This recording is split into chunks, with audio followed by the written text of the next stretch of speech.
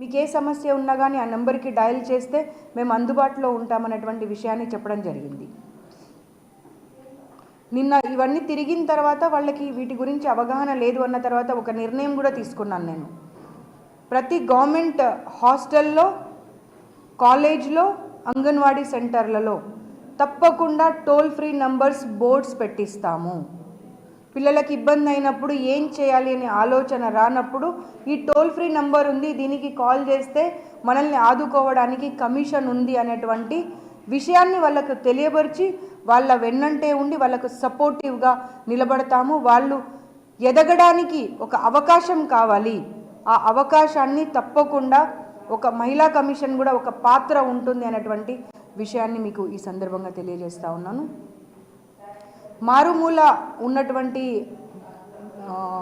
మహిళలు కానివ్వండి, పురుషులు కానివ్వండి, చాలా వరకు ఒక యాక్ట్ అనేది ఉంది. పనిచేస్తున్నటువంటి స్థానంలో ఇబ్బందులు కలిగినప్పుడు వాటన్నింటి గురించి మనం కంప్లైంట్ చేయొచ్చు అనేది చాలా తక్కువ మందికి తెలుసు. అదే prevention of sexual harassment at work places. So ఆ యాక్ట్ అనేది ఉంది అనేది ప్రతి మారుమూలలో ఉన్నటువంటి మహిళలకు కూడా చేర్చే విధంగా కమిషన్ పనిచేయాలన్నటువంటి ఆలోచనతో కూడా కంటిన్యూస్గా 4 days కార్యక్రమాన్ని ఇక్కడ పెట్టుకోవడం జరిగింది. సో పత్రికా విలేకరులందరితో, మిత్రులందరితో చెప్తున్నది ఒకటే, నేను మా టోల్ ఫ్రీ నంబర్స్ని మీకు కూడా ఇప్పుడు మేము చెప్తాము.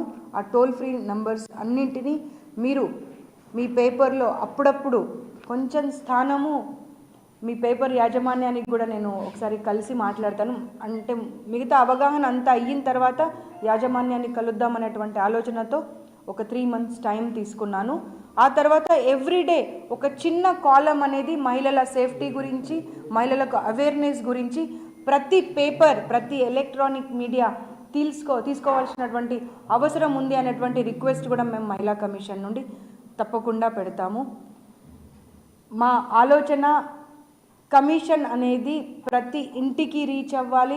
పొలంలో చేస్తున్న ఒక మహిళ దగ్గర నుండి మొదలు పెట్టుకొని ఒక ఐటీ కంపెనీలో జాబ్ చేస్తున్న వాళ్ళందరి వరకు ప్రొటెక్షన్ ఇవ్వడం, సేఫ్టీ ఇవ్వడం, వాళ్ళ వెల్ఫేర్ కోసము, వాళ్ళ అభివృద్ధి కోసము పని చేయడమే మా ముఖ్య ఉద్దేశము, మా ధ్యేయం.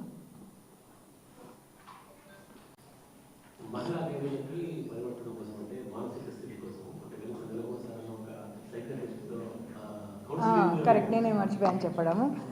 మహిళా కమిషన్ చైర్పర్సన్గా నేను బాధ్యత తీసుకున్న వెంటనే ఒక 15 రోజులలోనే ఇంకొక నిర్ణయం తీసుకున్నాను. ఏంటంటే స్కూల్లో కానివ్వండి, కాలేజెస్లో చదువుతున్న పిల్లలతో పాటుగా మహిళా ఖైదీలు ఎవరైతే ఉన్నారో వాళ్ళు కానివ్వండి, దాదాపుగా సొసైటీలో ఉన్న ప్రతి ఒక్కరు ఏదో ఒక విషయంలో ఒక డిప్రెషన్కి లోనయ్యేటువంటి పరిస్థితి ఉంది. కాబట్టి సోషల్ కౌన్సిలర్స్ని, సైకాలజిస్ట్లని మేము కమిషన్ తరఫున ఆన్లైన్లో పెట్టి వాళ్ళు ఎప్పుడు కావాలన్నా కానీ వాళ్ళని అప్రోచ్ అయ్యి ఆ తర్వాత వాళ్ళ పేరు కానివ్వండి, వాళ్ళ వివరాలు కానివ్వండి కూడా మేము గోప్యంగా ఉంచుతాము. కానీ వాళ్ళ సమస్యని పరిష్కారం చేసే విధంగా పనిచేస్తాము.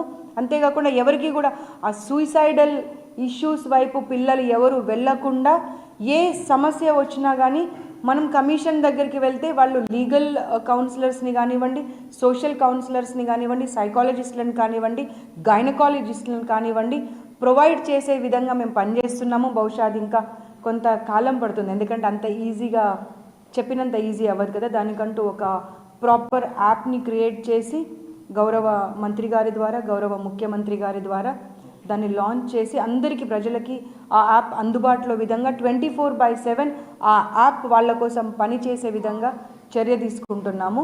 అందుకని వాళ్ళ మానసిక స్థితి గమనించిన తర్వాత వాళ్ళు ఒకటే అన్నారు, అంటే వాళ్ళకి అదంతా తెలియదు కదా.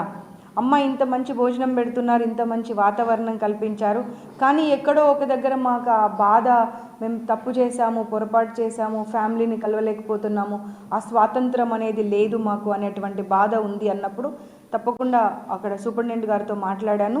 మీకు ఒక మంత్లీ వన్సా లేకపోతే ఎన్ని రోజులకు ఒకసారి కావాలో మంత్రి గారితో మాట్లాడి సైకాలజిస్ట్ని మేము ప్రొవైడ్ చేస్తామనేటువంటి మాట చెప్పాము. ఈ ఒక్క జైల్లోనే కాకుండా దాదాపుగా రాష్ట్రంలో ఉన్నటువంటి ప్రతి జైలుకు అప్పుడప్పుడు వెళ్ళి వాళ్ళు కొంత వాళ్ళతో సమయం గడిపే విధంగా తప్పకుండా చర్యలు తీసుకుంటాము. మేడం, ఇప్పుడు జిల్లాలో మెయిన్గా ప్రధానంగా మహిళల్లో కానీ బాలికల్లో మరియు వసతిలో చాలా బాధపడుతుంది. ఈవెన్ మీరు రిమ్స్కు వస్తున్నటువంటి పేషెంట్లు 3 గ్రాములు 2 గ్రాములు ఉన్నటువంటి పరిస్థితులు, అటువంటి ఎలాంటి పోషకాహారం నిన్న చెప్పాను కదా, నిన్న చేసినటువంటి యాక్టివిటీ అదే న్యూట్రిషన్ వాల్యూస్ పైన పోషణ్ మా అని ఒక సంవత్సరంలో ఆ ప్రోగ్రామ్ కూడా కంటిన్యూస్ ప్రోగ్రామ్గా నడుస్తూ ఉంటుంది. దాంట్లోనే సిడిపిఓలకు, సూపర్వైజర్లకు, అంగన్వాడీ టీచర్లకు ఆ విషయం మీదనే అవగాహన కల్పించాము. అయితే అది స్కూల్లో కానివ్వండి, లేకపోతే గర్భిణీ స్త్రీలు కానివ్వండి, ఇంటి దగ్గర ఉంటున్నటువంటి మహిళలు కానివ్వండి, ఆ రక్తహీనతతో బాధపడే అటువంటి అంశంలో మనం ఎలాంటి ఫుడ్ మనం ప్రొవైడ్ చేస్తున్నాము, వాళ్ళు ఎలాంటి ఫుడ్ తీసుకోవాలి అని 2 అంశాల గురించి మాట్లాడి తప్పకుండా అంగన్వాడీ సెంటర్స్లలో అది ఆల్రెడీ అందరికీ ప్రొవైడ్ చేస్తున్నాము. ఇంకా ఏదైనా ఉంటే కూడా మంత్రి గారితో మాట్లాడి తప్పకుండా అది కూడా మేము తీసుకుంటాం.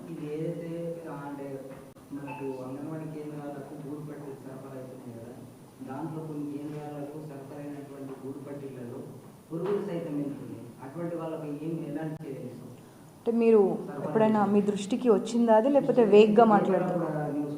వచ్చిందా? సరే, ఇప్పుడు అందరూ స్టాఫ్ అంతా ఇక్కడే ఉన్నారు కాబట్టి దీనిపైన నేను తప్పకుండా మాట్లాడతాను. ఇప్పుడు సర్ప్రైజ్ విజిట్ అన్నది అందు గురించే.